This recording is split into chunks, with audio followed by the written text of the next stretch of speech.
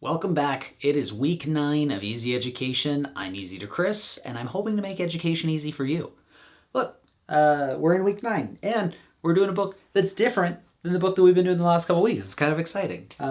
So if you're new here, we're going along in the first quarter of the year and going through kind of setting up the foundations of what a re-education as an adult has been. And I am now going into the fourth book of the 4 books that I'm reading. So we started out with Viktor Frankl's Man's Search for Meaning.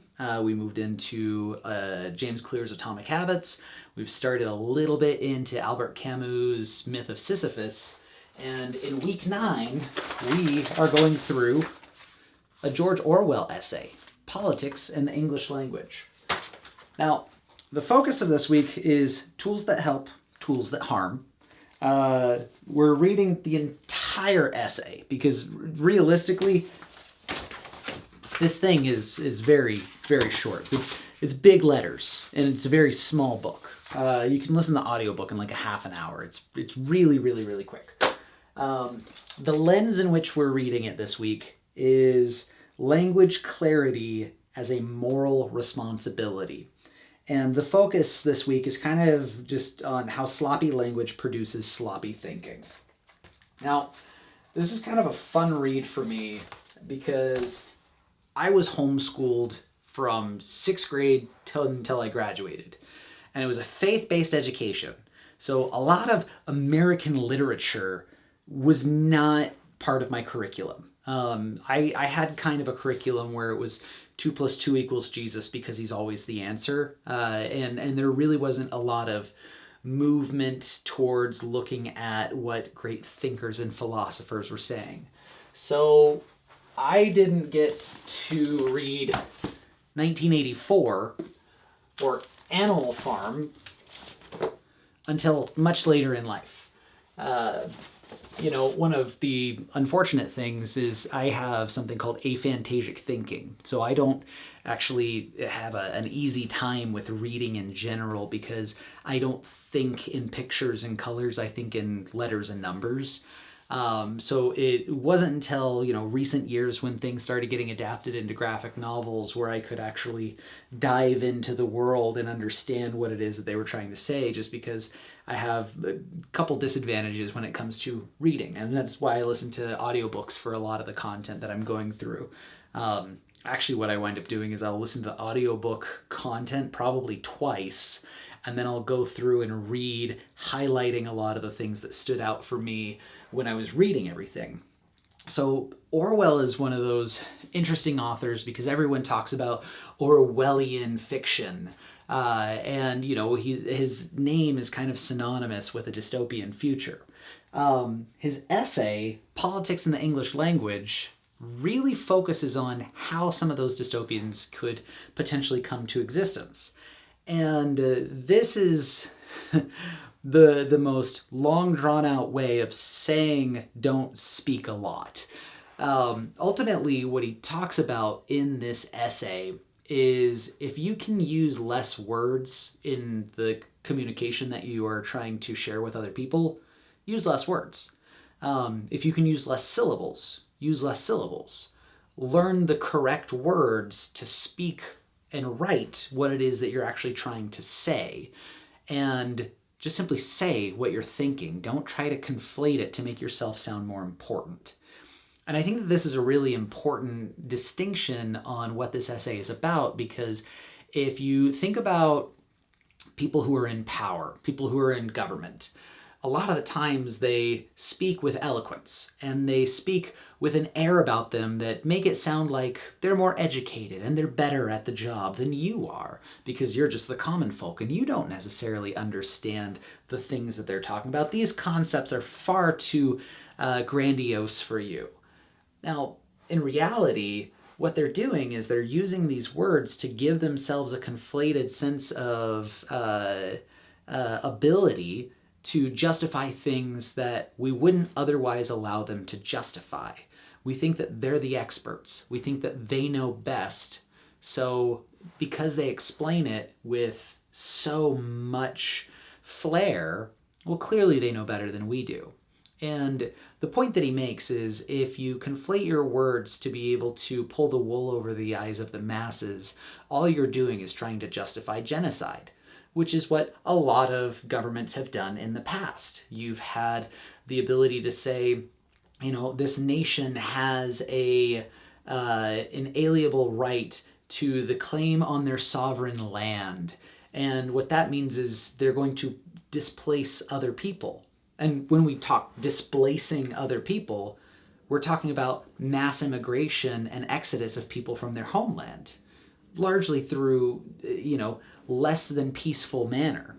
But in saying words in such a manner where you think that it's a justified action, you don't even think about the horrors or atrocities that could potentially be associated with it.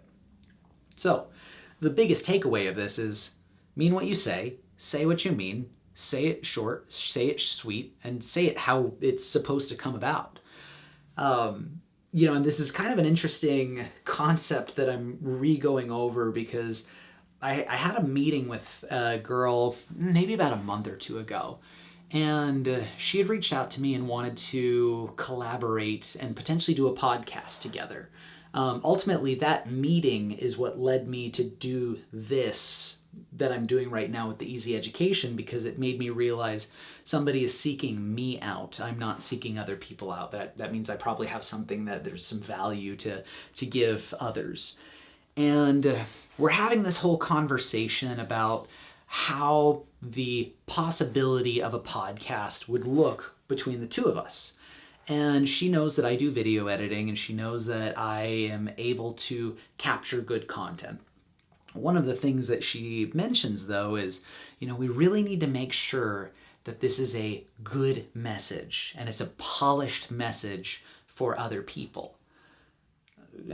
What do you mean by that? She's like, well, we got to make sure that the editing is really good and clean, so that way it can be this nice, concise message so everyone who's listening can just follow along with ease.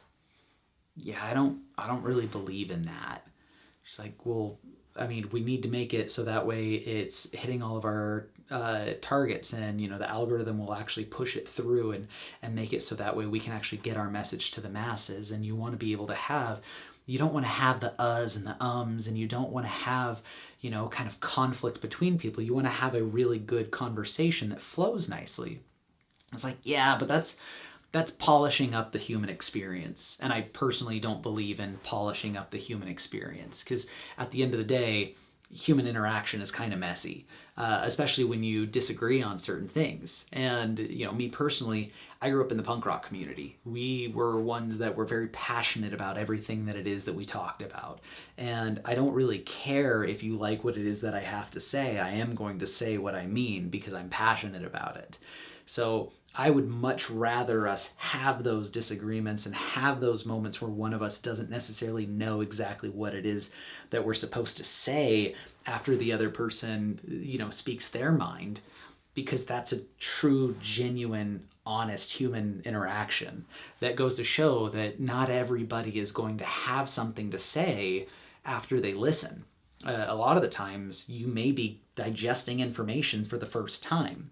And what's more important to me than the ability to have this edited conversation that looks nice and concise to people, I genuinely think what would be more valuable is if, one of us kind of, I guess I hadn't really thought of that.